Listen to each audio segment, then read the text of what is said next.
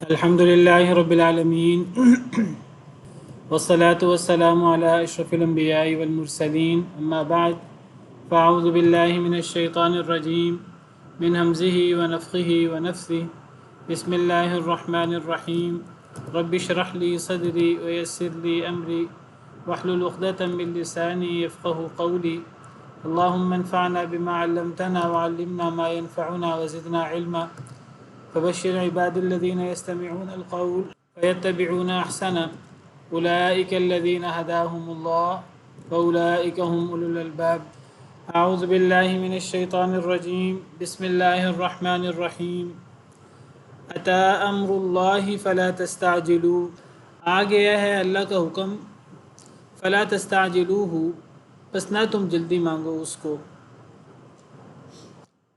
آ گیا ہے اللہ کا حکم، عطا فعل ماضی ہے.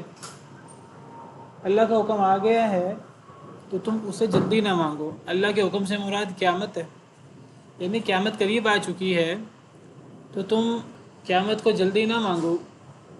یعنی جب نبی کریم صلی اللہ علیہ وسلم کفار کو اور اللہ کے نافرمانی کرنے والوں کو ڈراتے تھے کہ اگر تم اللہ پر ایمان نہیں لاؤ گے تو پھر اللہ کا عذاب آئے گا، قیامت آئے گی اور پھر قیامت کے بعد سزا ہے، تو وہ کفار مذاق اڑاتے تھے قیامت کب آئے گی، اللہ کا عذاب کب آئے گا، قیامت کتنی دور ہے. کئی دفعہ مذاق اڑاتے ہوئے، استہزاء کرتے ہوئے کہتے تھے یسألونک عن الساعۃ ایان مرساہا، قیامت کے بارے میں سوال کرتے تھے کہ قیامت کب قائم ہوگی.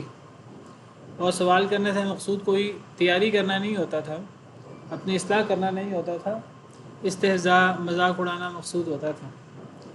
تو اللہ تعالیٰ فرما رہے ہیں کہ اللہ کا حکم آ چکا ہے، یعنی قیامت بہت قریب ہے. تو جب قیامت اتنے قریب ہے تو تم پھر قیامت کو جلدی نہ مانگو. یا اللہ کے حکم سے مراد عذاب ہے، یعنی جس عذاب کا تم مذاق اڑا رہے ہو. وہ کہتے تھے وَيَقُولُونَ مَتَىٰ هَٰذَا الْوَعْدُ إِن كُنتُمْ صَادِقِينَ، وہ کہتے تھے یہ وعدہ کب پورا ہوگا اگر تم سچے ہو. قرآن کریم میں کئی جگہ پر اللہ نے ذکر کیا وَيَسْتَعْجِلُونَكَ بِالْعَذَابِ، وہ عذاب کو جلدی مانگتے ہیں. اللہ فرماتے ہیں وَلَوْلَا أَجَلٌ مُّسَمًّى لَجَاءَهُمُ الْعَذَابُ، اگر اللہ نے پہلے سے وقت مقرر نہ کیا ہوتا کہ ان کو اتنی مہلت دینی ہے تو فوری عذاب آ جاتا. ان کے کرتوت اس قابل نہیں ہے کہ انہیں ڈھیل ملے، لیکن چونکہ اللہ نے ان کے لیے ایک وقت مقرر کر رکھا ہے ڈھیل کا، تو وہ وقت اگر پہلے سے مقرر نہ ہوتا تو فوری عذاب آ جاتا. تو اللہ تعالیٰ فرماتے ہیں کہ اتنی بغاوت نہ کرو، اتنی سرکشی نہ کرو کہ جس عذاب سے اللہ تمہیں ڈراتے ہیں، جس عذاب سے نبی ڈراتے ہیں، تو تم اسی عذاب کو جلدی مانگو. تم یہ کہو کہ عذاب کیوں نہیں آ رہا، تم یہ کہو قیامت کیوں نہیں آ رہی. تم سمجھو قیامت آ چکی یا آنے والی ہے بالکل. عطا کا معنی آ گئی ماضی ہے، آ گئی یعنی کہ سمجھو بس آ گئی، بہت قریب ہے.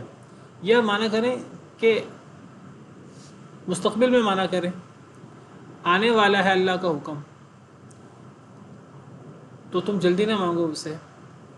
یعنی مستقبل کے لیے ماضی کا صیغہ بھی آ جاتا ہے.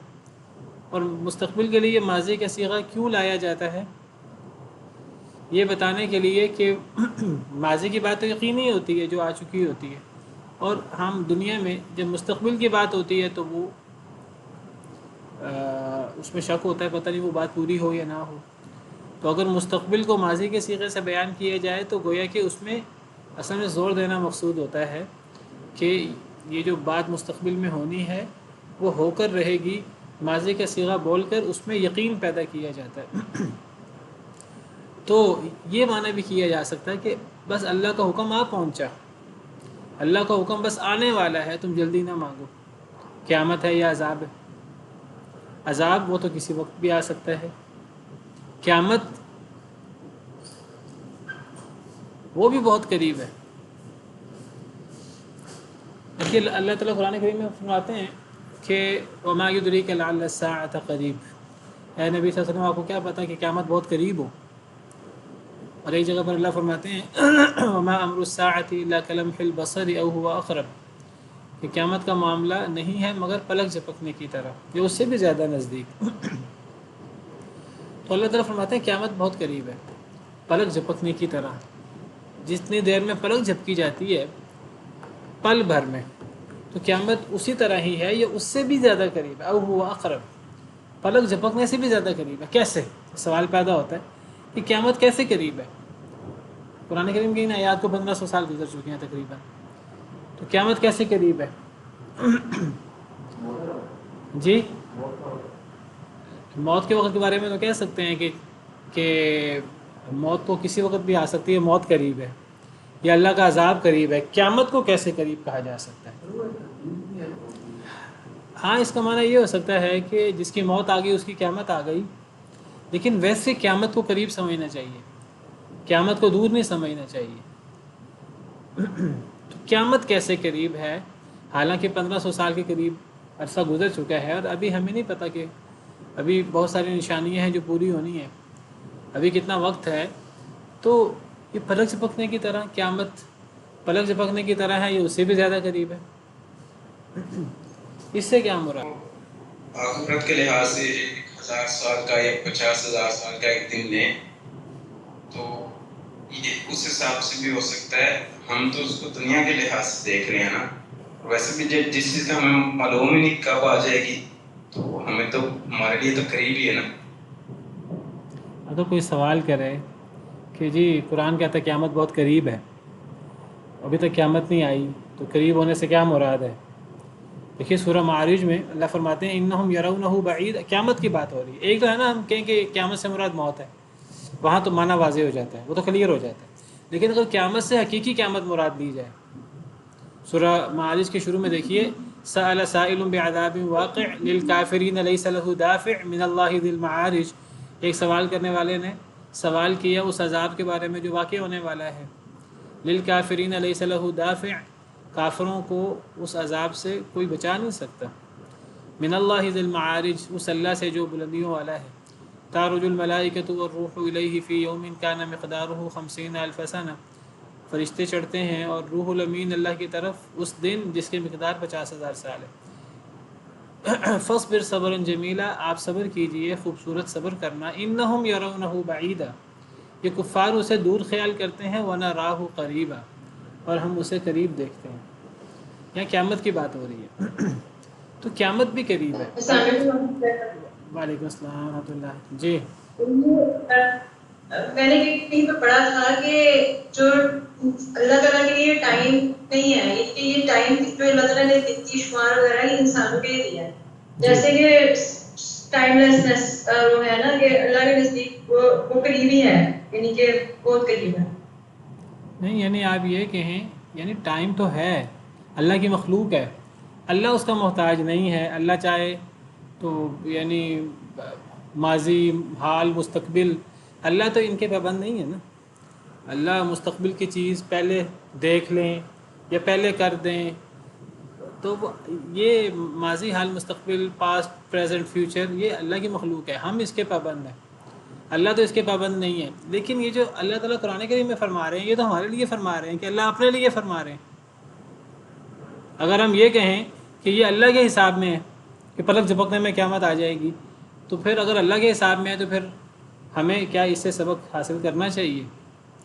دیکھیے وہ تو پھر اللہ کہیں نا کہ اللہ کے ہاں قیامت قریب ہے، اللہ یہ نہیں فرماتے اللہ کے ہاں قیامت قریب ہے، اللہ کہتے ہیں کہ یعنی بحیثیت مسلمان ہمارا ایمان ہونا چاہیے مسلمان کے طور پہ کہ قیامت نزدیک ہے، ہم قیامت کو نزدیک خیال کرتے ہیں، کفار قیامت کو دور خیال کرتے ہیں، بات ہماری ہو رہی ہے۔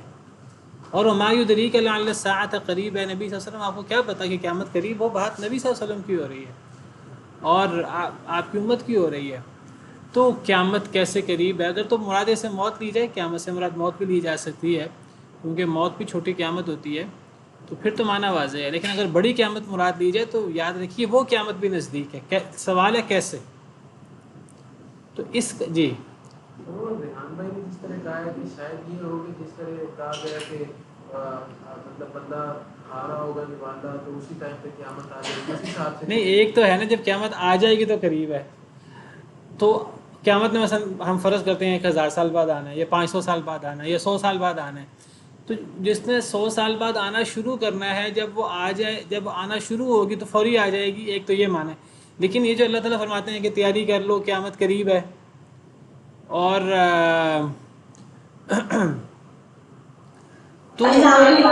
تو اس سے تیار رکھنے کے لیے بھی کہ بالکل تیار رہو کہ موت کا یہ قیامت کسی ٹائم پہ آ سکتی ہے، تاکہ انسان کو تکبر اور یہ چیزیں چھوڑ دے.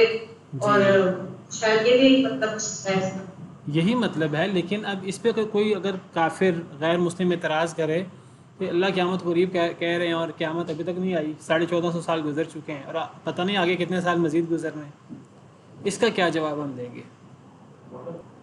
سر ایک اس میں یہ کانسیپٹ ہو سکتا ہے کہ جیسے ہمیں پتہ ہوتا ہے کہ ایگزام کا ایک ٹائم ہے لیکن وہ اتنی جلدی نہیں آتا، لیکن یہ بار بار کہا جاتا ہے استادوں کی طرف سے بھی کہ ایگزام قریب ہے تو تیاری رکھیں، مطلب اس چیز کی سرٹینٹی کو کنفرم کرنے کے لیے کہ وہ سرٹن ہے اور وہ اپنے ٹائم کے اوپر پہنچ جانا ہے، اور وہ اس کے لیے آپ کو پریپیئر رہنا ہے.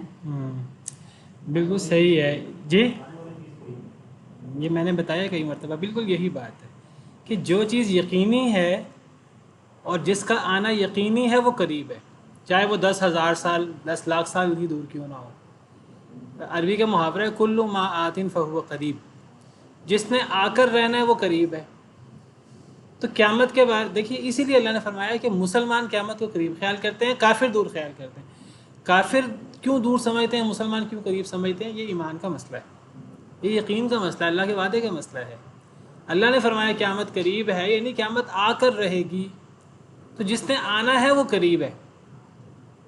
ٹھیک ہے، باقی وہ جو سارے جواب جو آپ نے دیے ہیں وہ سب ٹھیک ہیں کہ جی موت جو مر گیا اس کی تو قیامت آ گئی، اس لحاظ سے تو بات سمجھ میں آ جاتی ہے. لیکن اس لحاظ سے بھی کہ قیامت کا دن، جس دن ہر چیز اذا زلزلت الارض زلزالها والا دن جو ہے، جب زمین میں زلزلہ آ جائے گا، بہم چال آ جائے گا، ہر چیز تباہ و برباد ہو جائے گی، اذا الشمس کورت اذا السماء انفطرت والا یہ دن، یہ بھی قریب ہے ہم مسلمانوں کے لیے. ہم مسلمان اسے قریب خیال کرتے ہیں اس لیے کہ اس نے آ کر رہنا ہے اور ہمارے ایمان کا مسئلہ ہے. کیونکہ اللہ کے وعدے کو دیکھیے، اس کو بالکل آپ اس طرح سمجھیے جیسے اللہ کے وعدے. اللہ فرماتے ہیں اگر تم ایمان لاؤ گے تو تم غالب ہوگے، اگر تم نیکی کرو گے، اگر اللہ فرماتے ہیں اگر تم ایمان لاؤ نیک عمل کرو تو اللہ تمہیں زمین میں خلافت عطا کریں گے. اب نبی صلی اللہ علیہ وسلم کے دور میں یہ وعدے موجود تھے اور اللہ نے وعدے بھی کیے سورہ فتح میں. تو اب صحابہ کرام یہ اعتراض کرتے کہ جی 2 سال گزر گئے ہیں، 3 سال گزر گئے ہیں، 4 سال گزر گئے ہیں، 10 سال گزر گئے ہیں، مکی دور 13 سال کا ہے، اور مکی دور بڑا مشکل دور تھا.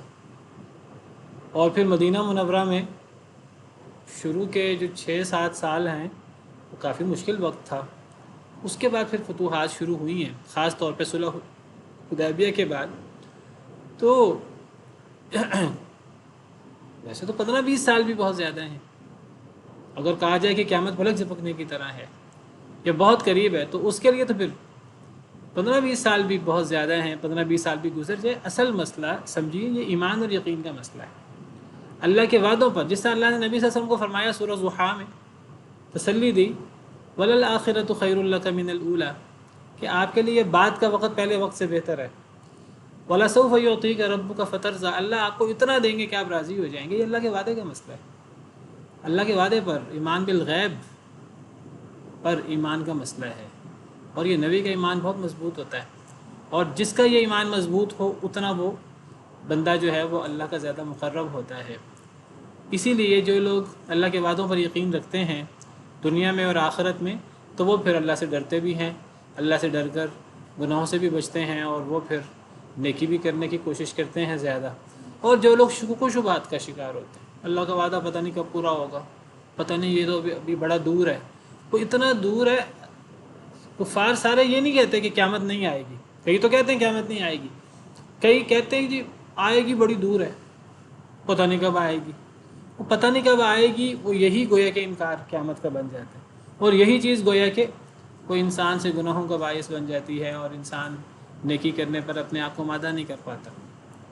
تو ایک تو ہم قیامت سے مراد موت لے لیں تو بات بالکل واضح ہے، ہر انسان کی موت، الساعۃ الصغریٰ، یا ایک نسل کی موت جو درمیانی قیامت ہے وہ مراد لے لیجیے تو بات بڑی، اور اگر اس سے مراد بڑی قیامت بھی لیں تو بڑی قیامت بھی قریب ہے، کیونکہ اس نے آ کر رہنا ہے، اس کے آنے میں ذرہ برابر بھی شک و شبہ نہیں ہے۔ تو جب اس کے آنے میں ذرہ برابر بھی شک و شبہ نہیں ہے تو وہ گویا کہ بہت قریب ہے۔ تو یعنی کسی انسان کو یہ نہیں کہنا چاہیے کہ قیامت کب آئے گی یا اللہ کا عذاب کب آئے گا، یہ بہت بڑی جسارت ہے، بہت بڑی سرکشی ہے، بہت بڑی بغاوت ہے۔ یہ نہیں کہنا چاہیے جب وہ آ جائے گا وہ عذاب یا قیامت، پھر ان لوگوں کو پتہ لگے گا۔ تو اللہ کا حکم آ چکا یا اللہ کا حکم آ پہنچا، فلا تستعجلوہ، پس تم جلدی مانگو اس کو۔ سبحانہ و تعالی عما یشرکون، وہ پاک ہے وہ اللہ، و تعالی، اور وہ بلند ہے، عما یشرکون، اس سے جو وہ شریک بناتے ہیں۔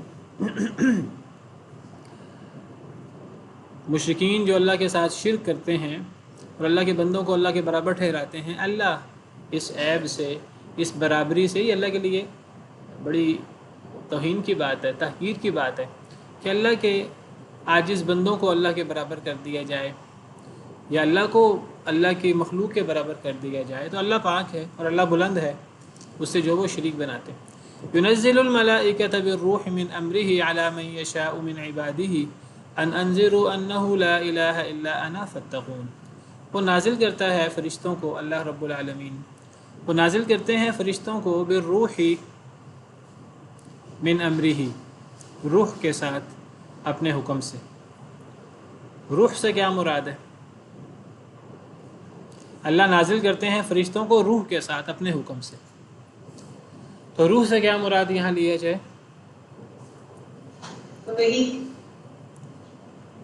وہی، اور کوئی؟ حضرت جبرائیل، حضرت جبرائیل، اور کوئی؟ یہاں پر وحی مراد ہوگا اس سے، یہاں پر اس سے وہی مراد ہوگا، تو یہاں وہی مراد ہے، یہاں جبریل مراد لینا صحیح نہیں ہے، اس لیے کہ وہ نازل کرتا ہے، یعنی اللہ تعالیٰ نازل کرتے ہیں فرشتوں کو بالروح، روح کے ساتھ، من امری، اپنے حکم سے، علی من یشاء من عبادہ، ان پر جسے چاہتا ہے اللہ اپنے بندوں میں سے، یعنی انسانوں میں سے اللہ جسے نبی بنانا چاہتے ہیں، اللہ جس پر وحی کرنا چاہتے ہیں نبوت والی، تو اللہ تعالیٰ اپنے نبیوں میں سے جس پر چاہتا ہے اللہ اپنے حکم سے فرشتوں کو نازل کرتے ہیں روح کے ساتھ۔ اب یہاں روح سے مراد حضرت جبریل لینا صحیح نہیں ہے کسی طور پر بھی، تب کیا مطلب ہوگا کہ اللہ فرشتوں کو نازل کرتے ہیں اپنے حکم کے ساتھ اپنے نبیوں پر، تو اللہ تعالیٰ اپنے نبیوں پر جبریل کو نازل کرتے ہیں فرشتوں کے ذریعے، تو یہ تو بات صحیح نہیں ہے۔ تو بالروح سے مراد وحی، روح وحی کو بھی کہتے ہیں، یہاں روح سے وحی مراد ہے، یعنی اللہ فرشتوں کو نازل کرتے ہیں، فرشتوں کو بھیجتے ہیں کہ وہ فرشتے وحی لے کر اللہ کے حکم سے وہ وحی اللہ کے بندوں، اللہ کے نبیوں تک پہنچائیں، تو یہاں روح سے مراد وحی۔ اور قرآن کریم میں کئی مقامات پر روح سے وحی مراد لی گئی ہے، جیسے سورہ شورا کی یہ سیکنڈ لاسٹ آیت ہے، وَكَذَلِكَ أَوْحَيْنَا إِلَيْكَ رُوحًا مِّنْ أَمْرِنَا، سورہ شورا، یہاں تو وَكَذَلِكَ أَوْحَيْنَا إِلَيْكَ قرآن ہے، سورہ شورا میں آیت نمبر 7 میں، اسی طرح ہم نے وحی کیا آپ کی طرف عربی قرآن، اور اسی طرح اسی سورہ شورا آیت نمبر 52 میں ہے وَكَذَلِكَ أَوْحَيْنَا إِلَيْكَ رُوحًا مِّنْ أَمْرِنَا، اور اسی طرح ہم نے وحی کیا آپ کی طرف روح کی، من امرنا، اپنے حکم سے، تو یہاں روح سے مراد وحی ہے، ہم نے وحی کی آپ کی طرف اپنا پیغام اپنے حکم سے، یعنی اللہ کا پیغام وہ اللہ کی طرف سے ہوتا ہے، اللہ کے حکم سے اترتا ہے، کسی اور کی طرف سے نہیں ہوتا، اس میں کسی اور کی کوئی بات شامل نہیں ہوتی، وہ اللہ کے حکم سے اللہ کا پیغام اللہ وحی کرتے ہیں الیک، آپ کی طرف، اے نبی صلی اللہ علیہ وسلم، ما کنت تدری ما الکتاب ولا الایمان، آپ پر وحی ہونے سے پہلے آپ نہیں جانتے تھے کتاب کیا ہے، ایمان کیا ہے۔ اس سے مغالطہ ہوتا ہے ان لوگوں کا، رد ہوتا ہے ان لوگوں کا جو کہتے ہیں نبی صلی اللہ علیہ وسلم شروع سے ہی نبی تھے۔ کچھ لوگوں کا نظریہ ہے نبی صلی اللہ علیہ وسلم پیدائشی نبی تھے، بلکہ وہ تو کہتے ہیں نبی صلی اللہ علیہ وسلم تو نبی ہونے سے پہلے بھی نبی تھے، نبی ہونے سے پہلے بھی موجود تھے، اور اب آپ کا وہ موضوع روایت کہ جی وہ اللہ تعالیٰ نے سب سے پہلے جو ہے وہ نور پیدا کیا، نبی صلی اللہ علیہ وسلم کا نور پیدا کیا، اور وہ اس قسم کی باتیں وہ کرتے ہیں، اور وہ کہتے ہیں نبی کریم صلی اللہ علیہ وسلم تو سب سے پہلے تھے، اللہ نے سب سے پہلے آپ کا نور پیدا کیا، پھر آپ کے نور سے اللہ نے ہر چیز کو پیدا کیا، اور دلیل یہ عقیدے کا مسئلہ ہے، اور دلیل موضوع روایت، ضعیف ترین روایت، موضوع روایت، تو موضوع روایات سے تو استدلال کرنا،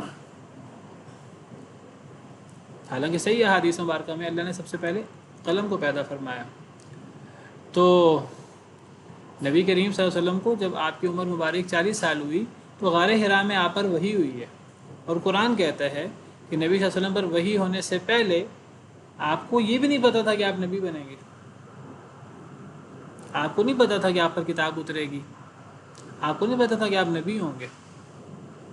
ہاں کچھ نشانیاں وہ بالکل جب نبی بننے کا وقت آیا تو کچھ نشانیاں ظہور پذیر ہونا شروع ہوئیں تاکہ آپ کو وحی کے لیے تیار کیا جائے، آپ کو سچے خواب آنے لگے، جو خواب دیکھتے تھے آپ تو وہ بالکل اس طرح پورا ہو جاتا تھا جیسے آپ نے دیکھا ہوتا تھا، جیسے پو پھٹتی ہے، جیسے صبح ہوتی ہے، رات کے بعد صبح ہو کر رہتی ہے، اسی طرح جو آپ خواب دیکھتے تھے پورا ہو کر رہتا تھا۔ پھر شجر حجر بعض چیزیں آپ کو سلام کرتی تھی، بعض چیزیں وہ نشانی کے طور پر ظہور ہونا شروع ہوئیں، لیکن آپ کو پہلے پتہ نہیں تھا کہ میں نبی ہوں گا، مجھ پر کتاب اترے گی۔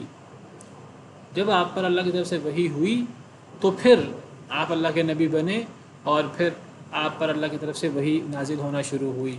بہرحال یہ ایک الگ موضوع ہے۔ تو روح سے مراد وحی، ينزل الملائکۃ بالروح من امرہ، اللہ نازل کرتا ہے فرشتوں کو بالروح وحی کے ساتھ، من امرہ اپنے حکم سے، علی من یشاء من عبادہ جس پر چاہتا ہے اپنے بندوں میں سے۔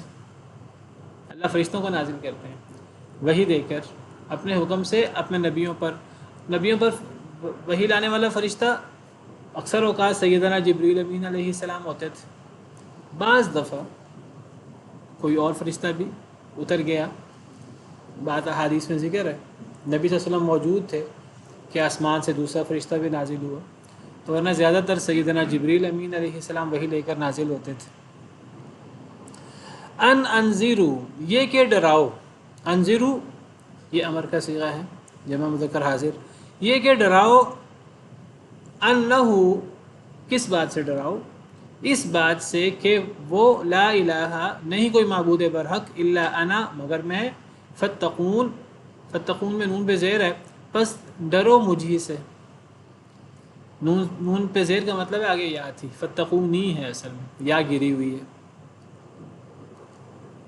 انذروا انہ لا الہ الا انا فتقون یہ کہ ڈراؤ کہ میرے علاوہ کوئی معبود برحق نہیں، بس مجھے ہی سے ڈرو، یعنی وہ جو فرشتے اللہ کی وحی لے کر اللہ کے حکم سے اللہ کے بندوں پر اترتے ہیں، اس وحی کا مین تھیم کیا ہوتا ہے، اس وحی کا بڑا موضوع کیا ہوتا ہے، اس وحی کا بڑا موضوع یہ، یعنی وہ وحی اس بارے میں ہوتی ہے۔ انذروا یہ وہ وحی ہے جو فرشتے اللہ کے حکم سے اللہ کے بندوں پر وحی نازل کرتے ہیں اللہ کی طرف سے۔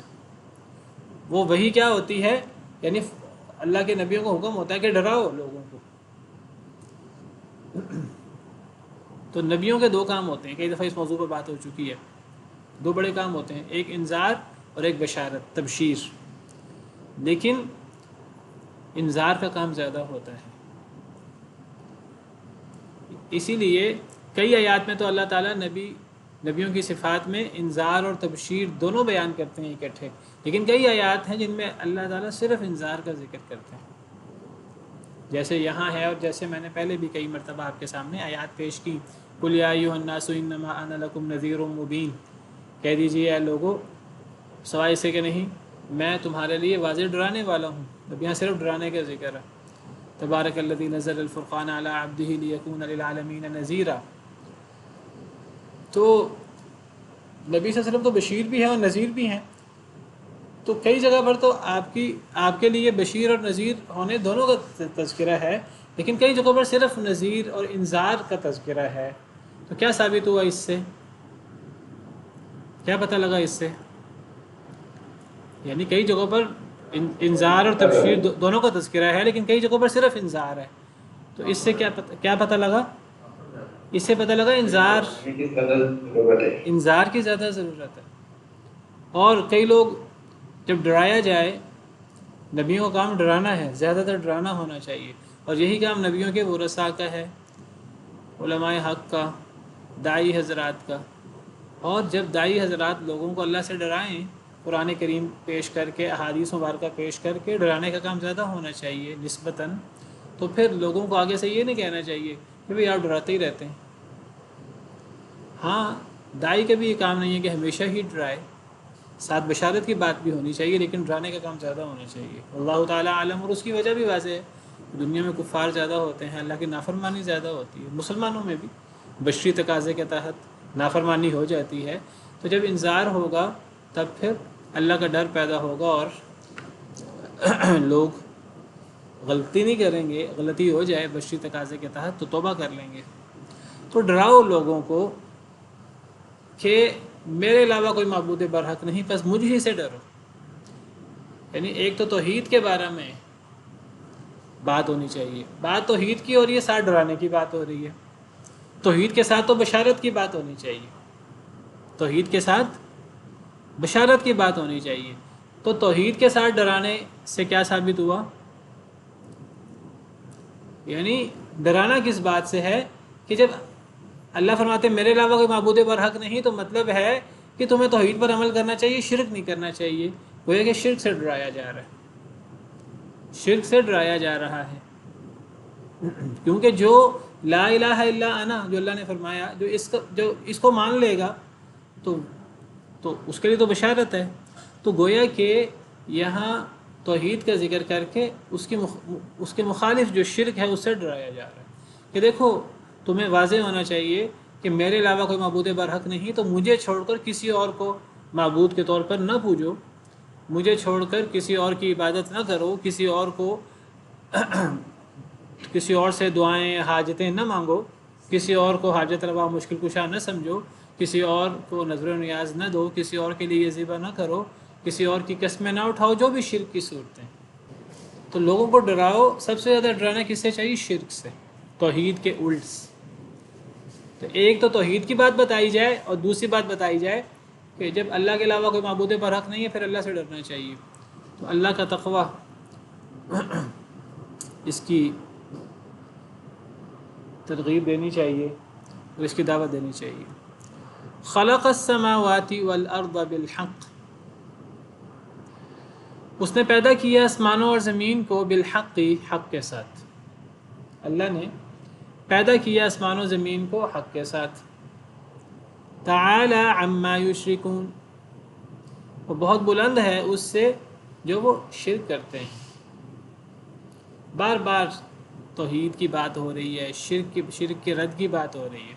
پہلی آیت کریمہ میں بھی قیامت کا ڈراوا دے کر، قیامت جو عین حقیقت ہے، اللہ کا عذاب جو عین حقیقت ہے، اس سے ڈرا کر سبحانہ و تعالی عما یشرکون، پہلی آیت کریمہ میں بھی شرک کا رد ہوا. اللہ پاک ہے اور اللہ بلند ہے اس سے جو وہ شرک کرتے ہیں. دوسری آیت میں بھی توحید کی بات ہے اور در حقیقت شرک سے ڈرایا جا رہا ہے. ان انذروا انہ لا الہ، یعنی نبیوں کی بعثت کا بنیادی مقصد لوگوں کو شرک سے بچانا، کیونکہ سب سے بڑا گناہ اور سب سے بڑی اللہ کی نافرمانی شرک ہے، اور شیطان سب سے زیادہ لوگوں کو شرک میں مبتلا کرنے کی کوشش کرتا ہے تاکہ اللہ کی زیادہ سے زیادہ ناراضگی کے لوگ مستحق بنیں. اور تیسری آیت میں پھر شرک کا ذکر ہے، پہلے تینوں آیات میں شرک کا ذکر ہے. خلق السماوات والارض بالحق، اللہ نے پیدا کیا آسمان و زمین کو حق کے ساتھ. حق کے ساتھ سے مراد ہے حکمت کے ساتھ، مقصد کے ساتھ. زمین و آسمان کو اللہ نے بے مقصد فضول کھیلتے ہوئے پیدا نہیں کیا، دنیا کے مقصد ہے. تو لوگوں کو دنیا کو با مقصد دینا چاہیے. لوگوں کو دنیا کو کھیل کود کے طور پر فضول گپیاں اور انسان کہہ کے لگائے ہاؤ ہو کر کے، اور انسان کھیل کود کے اندر زندگی گزار دے، ایسی زندگی گزار دے جیسے جانور زندگی گزارتے ہیں. جن کا کوئی مقصد نہ ہو، بس کھانا پینا، عیش و عشرت کرنا، یہ کوئی مقصد نہیں ہے۔ تو زمین و آسمان اور زمین و آسمان کی مخلوقات، بالخصوص انسان اور جن، اللہ نے انہیں مکلف بنایا ہے، تو اللہ نے مقصد کے ساتھ پیدا کیا ہے ہر چیز کو، اور مقصد اللہ کی رضا ہے، اللہ کو راضی کرنا، اللہ کی عبادت ہے۔ زمین و آسمان کی تخلیق کا مقصد، بامقصد تخلیق کا ذکر کر کے پھر دوبارہ اللہ نے شرک کا رد کیا ہے۔ تعالی عما یشرکون، اللہ بہت بلند ہے اسے جو وہ شرک کرتے ہیں۔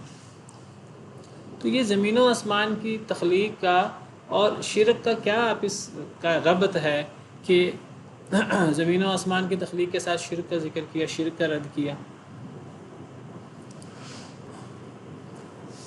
زمین و آسمان کی تخلیق کا ذکر کر کے شرک کا رد ہوتا ہے، یہ بہت بڑی عقلی دلیل ہے توحید کی۔ کیسے؟ یہ موضوع قرآن کریم میں بہت زیادہ ہے کہ اصل مسئلہ ہے توحید الوہیت کا۔ آپ کو پتہ ہے کہ لوگ توحید الوہیت میں گڑبڑ کرتے ہیں، اللہ کو رب ماننے میں، یعنی اللہ کو ایک رب تو مان لیتے ہیں، ایک خالق تو مان لیتے ہیں۔ اگر مشرکین سے ہی پوچھا جائے کہ زمین و آسمان کا خالق کون ہے تو سب بیک زبان جواب دیتے ہیں اللہ۔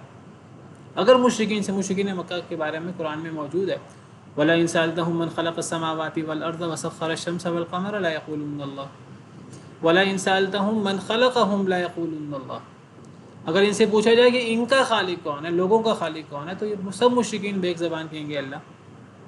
وَلَئِن سَأَلْتَهُم مَّن نَّزَّلَ مِنَ السَّمَاءِ مَاءً، اگر ان سے پوچھا جائے کہ زمینوں کے آسمان سے بارش برسانے والا کون ہے، اس کے ذریعے مردہ زمین کو زندہ کرنے والا کون ہے، تو یہ کہیں گے اللہ۔ تو تخلیق کے بارے میں، رب ہونے کے بارے میں مشرکین مانتے تھے، جس کو توحید ربوبیت کہتے ہیں، اللہ کی توحید اللہ کے افعال میں، توحید اللہ تعالی بافعالہ، توحید ربوبیت جس کو کہتے ہیں، اللہ کا خالق ہونا، مالک ہونا، رازق ہونا۔ مشرکین مانتے تھے کہ اللہ اکیلا ہے ان چیزوں میں، لیکن گڑبڑ کیا کرتے تھے کہ جب وہ عبادت کرتے تھے اللہ کی، عبادت میں اللہ کے ساتھ اوروں کو شریک کر دیتے تھے، جس کو توحید الوہیت میں گڑبڑ کہتے ہیں۔ توحید الوہیت میں وہ گڑبڑ کرتے تھے، وہ عبادت کی صورتیں اللہ کے علاوہ اللہ کی مخلوق کے لیے، یعنی اللہ کے بندوں میں سے نبیوں کے لیے عبادت کی صورتیں مقرر کر لیتے تھے۔ عبادت کی صورتیں کیا ہیں؟ اللہ کو پکارنا، اللہ سے مدد مانگنا، تو وہ غیر اللہ سے بھی مدد مانگتے تھے، جو عین شرک ہے، الوہیت میں شرک ہے۔ کیونکہ دعا یہ سب سے بڑی عبادت ہے، الدعاء هو العبادہ، دعا ہی تو عبادت ہے۔ اللہ کے علاوہ کسی کو پکارنا یہ عبادت ہے اس کی۔ اللہ فرماتے ہیں وَمَن يَدْعُ مَعَ اللَّهِ إِلَٰهًا آخَرَ لَا بُرْهَانَ لَهُ بِهِ فَإِنَّمَا حِسَابُهُ عِندَ رَبِّهِ إِنَّهُ لَا يُفْلِحُ الْكَافِرُونَ، جو اللہ کے علاوہ کسی اور کو پکارے، کسی اور سے دعا کرے جس کی اس کے پاس کوئی دلیل نہیں ہے، تو اس کا حساب اللہ کے پاس ہے، اور ایسے کافر کبھی کامیاب نہیں ہو سکتے۔ تو یہ شرک ہے، دعا، نظر و نیاز، ذبح اور اس قسم کی چیزیں۔ تو میں ذکر کر رہا تھا کہ زمین و آسمان کی بامقصد تخلیق کے ساتھ اللہ نے شرک کا رد کیا ہے، اس لیے کہ یہ شرک جو دنیا کے اندر زیادہ پھیلا ہوا ہے، یعنی توحید الوہیت میں شرک، اس کا سب سے بڑا عقلی رد وہ کیا ہے؟ توحید ربوبیت سے توحید الوہیت میں جو شرک ہے اس کا رد ہوتا ہے، توحید ربوبیت سے۔ اور توحید ربوبیت کو اکثر مشرکین بھی مانتے ہیں۔ اللہ کے رب، خالق، مالک ہونے میں، اللہ کے اکیلے ہونے کو تو مشرکین بھی مانتے ہیں۔ تو اللہ تعالیٰ جو عقلی دلیل پیش کرتے ہیں اپنی عبادت میں اکیلے ہونے کی، دیکھیے توحید ربوبیت اور الوہیت کا بنیادی فرق سمجھیے۔ توحید ربوبیت ہے کہ اللہ کے کاموں میں اللہ کو ایک ماننا، اور اللہ کے کام کیا ہے؟ خالق ہونا، مالک ہونا، رازق ہونا، زمین و آسمان کی تخلیق اور بارشیں برسانا، یہ اللہ کے کام ہیں، بڑے بڑے کام۔ تو ان میں مشرکین اللہ کو ایک مانتے تھے، تو یہ تو اللہ کے کام ہے۔ اب توحید الوہیت کیا ہے؟ کہ اللہ کو ان کاموں میں جو مخلوق اللہ کے بارے میں سر انجام دیتی ہے، اور وہ کیا ہے؟ اللہ کی عبادت، اللہ کا شکر، یعنی اللہ نے ہمیں پیدا کیا، اللہ نے ہمیں قسم کی نعمتیں دی، ہمیں رزق دیا، ہماری ساری خواہشیں پوری کی، تو اس کے جواب میں ہمارا فرض ہے کہ ہم اللہ کا شکر ادا کریں، ہم اللہ کی عبادت کریں، اللہ کی باتیں مانیں۔ تو یہ جو ہماری طرف سے جو جواب ہے اس کو الوہیت عبادت جس کو کہتے ہیں. تو یعنی اللہ کی توحید بندوں کے افعال میں جو اللہ کے بارے میں. تو بندوں کے افعال میں بندے کیا کرتے ہیں؟ شیطان کے پیچھے لگ کر وہ اللہ کے علاوہ اوروں کی عبادت شروع کر دیتے ہیں. اوروں سے دعا، اوروں کے لیے نظر و نیاز بھی عبادت ہے. اوروں کے لیے ذبح بھی عبادت ہے. جو اللہ کے علاوہ کسی اور کے لیے ذبح کرتا ہے وہ لعنتی شخص ہے حدیث مبارکہ کے مطابق. یہ شرک ہے اللہ کے علاوہ کسی اور کے لیے ذبح کرنا، کیونکہ یہ خالق کی عظمت کے لیے خالق کے نام کی بھیٹ ہوتی ہے ذبح، جانور کو جو کیا جاتا ہے. اسی طرح نظر و نیاز اور اسی طرح قسم اور اس قسم کی چیزیں. درباروں میں تو بکرے عام ذبح ہوتے ہیں. یہی تو مسئلہ ہے. یعنی درباروں وغیرہ میں تو جس جگہ شرک ہوتا ہے وہاں تو اللہ کے نام کی نظر بھی وہاں پوری نہیں کرنی چاہیے. وہاں تو اللہ کے نام کی نظر بھی پوری نہیں کرنی چاہیے. حدیث مبارکہ میں ایک صحابی نے آپ سے پوچھا کہ میں فلاں جگہ پر میں نے نظر مانی ہے جانور ذبح کروں گا تو میں کر لوں. آپ نے فرمایا وہاں کوئی بت تو نہیں تھا. تو وہاں تو اللہ کے نام کی نظر بھی پوری نہیں کرنی چاہیے، کیونکہ وہ شرک کی طرف لے جاتی ہے وہ چیز. اب لوگ کہتے ہیں درباروں میں جا کر اللہ کو پکارتے ہیں. بھئی آپ کو اللہ کو پکارنے کے لیے درباروں میں جانے کی کیا ضرورت ہے؟ درباروں کی طرف رخ کر کے دعا کرنے کی کیا ضرورت ہے؟ قبروں کی طرف رخ کر کے دعا کرنے کی کیا ضرورت ہے؟ تو یہ تو آپ یعنی لوگوں سے مانگ رہے ہیں. تو اس کا سب سے بڑا رد کیا ہے؟ اللہ کی توحید ربوبیت. یعنی جب اللہ اپنے کاموں میں جو اللہ کے کام ہیں ان میں تم مشرک بھی اللہ کو ایک مانتے ہو، تو تم اللہ کے بارے میں وہ کام جو اللہ کے بندوں کو کرنے چاہیے ان میں بھی اللہ کو ایک مانو. یعنی اللہ تو تخلیق میں اور رزق دینے میں اور نعمتیں کرنے میں وہ تو ساری نعمتیں سارے انعامات اللہ کے ہیں. جب تم ان نعمتوں کا شکریہ ادا کرنا، جب تم شکریہ ادا کرو عبادت کی صورت میں، باتیں ماننے کی صورت میں، اللہ سے دعا کرنا یہ بھی اللہ کی عبادت ہے جیسے میں نے کہا. تو تم اس میں جب اوروں کو شریک کر لو گے، یہ شیطان کا بہت بڑا وسوسہ ہے. تو اگر نعمتیں ساری اللہ کی ہیں تو پھر عبادت بھی اللہ وحدہ لا شریک کی ہونی چاہیے. جب تم مانتے ہو کہ رب ہونے میں اللہ اکیلا ہے تو عبادت بھی اللہ وحدہ لا شریک کی ہوگی. ہاں اللہ کے علاوہ اس کی منطقی طور پر اللہ کے علاوہ اس کی عبادت منطقی طور پر جائز ہونی چاہیے اگر کوئی اللہ کے علاوہ خالق بھی ہو، اگر کوئی اللہ کے علاوہ وہ تخلیق کرتا ہو، رزق دیتا ہو، بارشیں برساتا ہو، دیگر انعامات کرتا ہو، تو پھر یہ بات منطقی طور پر جائز ہونی چاہیے کہ عبادت میں، نظر و نیاز میں اور چیزوں میں انہیں شریک کر لیا جائے. جب تم بھی مانتے ہو اللہ کے علاوہ ان چیزوں میں کوئی اللہ کا شریک نہیں ہے، تم مشرک ہو کر بھی اس بات کو مانتے ہو، تو پھر تم عبادت میں اللہ کے ساتھ اوروں کو شریک کیوں کرتے ہو؟ اس صورت کا ایک بڑا موضوع اللہ اور اللہ کی نعمتیں ہیں. اس صورت کا بڑا موضوع توحید ربوبیت ہے کہ توحید ربوبیت کے ذریعے توحید الوہیت کو ثابت کیا گیا قرآن کریم میں جگہ جگہ. اور جس میں ایک موضوع یہ بھی، ایک آیت کریمہ یہ بھی ہے، اور یہ صرف اس آیت کا نہیں، یہ اس کے بعد لمبا موضوع ہے. اس صورت میں زیادہ اللہ کے بڑے بڑے کام، اللہ کی بڑی بڑی نعمتیں بیان ہوئی. یعنی جب ان تمام کاموں میں اللہ اکیلا ہے تو پھر جب تم اللہ کو ریٹرن کرتے ہو عبادت کی صورت میں تو اللہ کے ساتھ پھر اللہ کی مخلوق کو کیوں شریک کر دیتے ہو؟ بڑا دو ٹوک اور منطقی عقلی قسم کا سوال ہے، اور یہ بڑی زبردست عقلی دلیل ہے الوہیت میں اللہ کے ایک ہونے کی. تو اسی لیے زمین و آسمان کی تخلیق کے ساتھ شرک کا رد کیا گیا. توحید الوہیت میں جو شرک ہوتا ہے. خلق الانسان من نطفۃ، انسان کو پیدا کیا نطفہ سے. اب انسان کو اللہ پیدا کرنے والا اکیلا اللہ، یہ سب مشرک بھی مانتے ہیں. اس سے بھی توحید الوہیت ثابت ہوتی ہے. جگہ جگہ اس صورت میں توحید الوہیت ثابت ہوگی. تو پیدا کیا انسان کو نطفہ سے، حقیر پانی سے. فَإِذَا هُوَ خَصِيمٌ مُّبِينٌ، پس اچانک ہی وہ واضح جھگڑالو بن جاتا ہے. انسان اپنی پیدائش کو نہیں دیکھتا اور انسان جو ہے وہ کتنا جھگڑالو بن جاتا ہے. اللہ کے بارے میں سوال اٹھانا شروع کر دیتا ہے کہ اللہ ہمیں مرنے کے بعد دوبارہ کیسے اٹھا سکے گا؟ جب ہم مٹی ہو جائیں گے، جب ہماری ہڈیاں بوسیدہ ہو جائیں گی تو اللہ تعالیٰ ہمیں دوبارہ کیسے زندہ کر سکے گا؟ یہ انسان اتنے حقیر سے پانی سے پیدا ہو کر اپنی تخلیق میں غور کرے، اتنے بڑے بول نہ بولے. وہ اللہ کے بارے میں بڑے بڑے بولنا شروع کر دیتا ہے. اللہ یہ نہیں کر سکتا، اللہ یہ نہیں کر سکتا. وَالْأَنْعَامَ خَلَقَهَا، اور جانوروں کو بھی اللہ نے پیدا کیا ان کو، والانعام خلقها، اور جانوروں کو بھی اسی نے پیدا کیا ان کو، ہر چیز کو اللہ نے پیدا کیا۔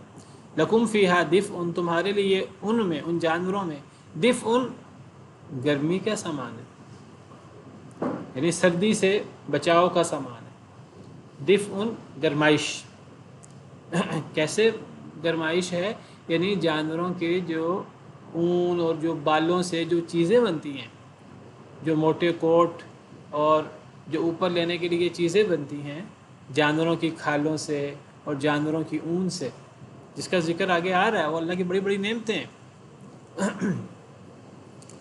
تو تمہارے لیے اس میں گرمائش ہے، ومنافع، اور دوسری نفع کی چیزیں بھی ہیں، ومنہا تاکلون، اور ان جانوروں سے تم کھا بھی لیتے ہو۔ اللہ کی نعمتوں پہ غور کرو، اللہ نے تم پہ کتنی نعمتیں کی ہیں، اور یہ ساری نعمتیں دینے والا اللہ وحدہ لا شریک ہے تمہیں۔ یہ نعمتیں اللہ کے علاوہ تمہیں کوئی اور نہیں دیتا۔ جانوروں کو تخلیق کرنے والا کون ہے؟ اللہ۔ ان جانوروں کو تمہاری خدمت کے لیے، تمہارے لیے مسخر کیا جانوروں کو، حالانکہ تم سے طاقت میں بڑھ کر ہے۔ اونٹ کتنا بڑا اور کتنا طاقتور ہے، بیل اور گائے کتنی طاقتور یہ مخلوقات ہیں۔